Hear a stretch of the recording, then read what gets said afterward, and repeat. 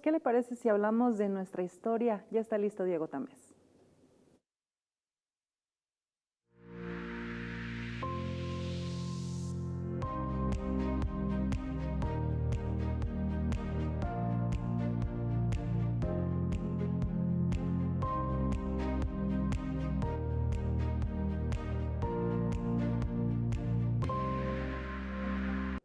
La señal de la cruz, una práctica cultural dentro de la Nueva España que consistía en la promesa de matrimonio que hacía el varón hacia la dama. Generalmente fue una práctica cultural bien aceptada, una forma de seducción que fue aprendida dependiendo de los grupos sociales en primera instancia para contraer nupcias de una manera no formal y que por cierto estaba permitida por la Iglesia Católica. Todo esto con el convencimiento de que la palabra siempre era bien vista, sobre todo cuando llegó la invasión de los árabes hacia España, y aquí en el norte de México también se daba entre los indios de que la palabra era bien aceptada y que no se podía fallar. Todo esto con el código de las 7 partidas en plena Edad Media en la península ibérica, esto en el siglo XIII, en donde aparte de todo esto, la promesa de matrimonio la Iglesia Católica la va a aceptar. Cuando un varón apalabraba y le daba aparte de la señal de la cruz, o la señorita le daba la señal de la cruz al varón, y en donde la había seducido, todo esto para poder sostener relaciones sexuales, hacía que en automático ya estuvieran casados. Acto seguido nada más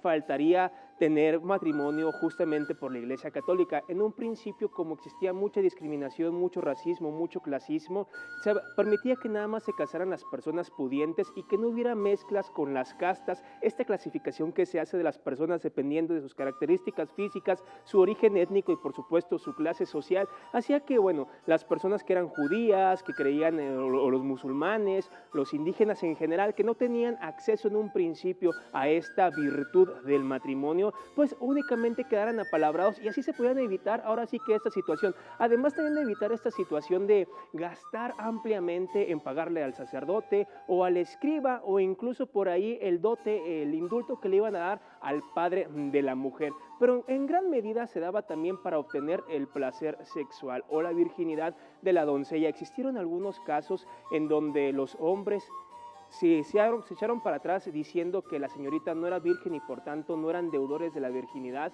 o casos en donde decían que eran pobres y no podían dar el siguiente paso, es decir, formalizar el matrimonio ante un sacerdote. Tenemos el caso, por ejemplo, aquí en Saltillo de Juana Martínez, que fue a las Casas Reales en el año de 1678, en donde dijo que su amante estuvo durante 2 meses cortejándole y él exigía, ahora sí, que contraer matrimonio. En el año de 1666, también aquí en Saltillo, Josefa de Leza acusa a Nicolás de la Fuente de que durante 2 meses pues le había pedido tiempo. Nicolás le había dicho que tenía que trabajar, entonces le estaba dando un margen de tiempo y por eso mismo Josefa de Leza va y lo acusa y ahora sí que formalmente ante la autoridad le exige casarse. Encontramos también el caso de la española Lucía Hernández, que acusó a su enamorado de que se estaba burlando de él y que bueno, lo estaba haciendo porque ella era pobre. En todo caso, se encuentran algunos registros que hasta que no existió una presión por parte de la autoridad, ellos no accedieron a casarse formalmente. No debemos de verlo mal porque eran a final de cuentas las prácticas culturales de la época. Yo soy Diego Tamés, nos escuchamos hasta la próxima.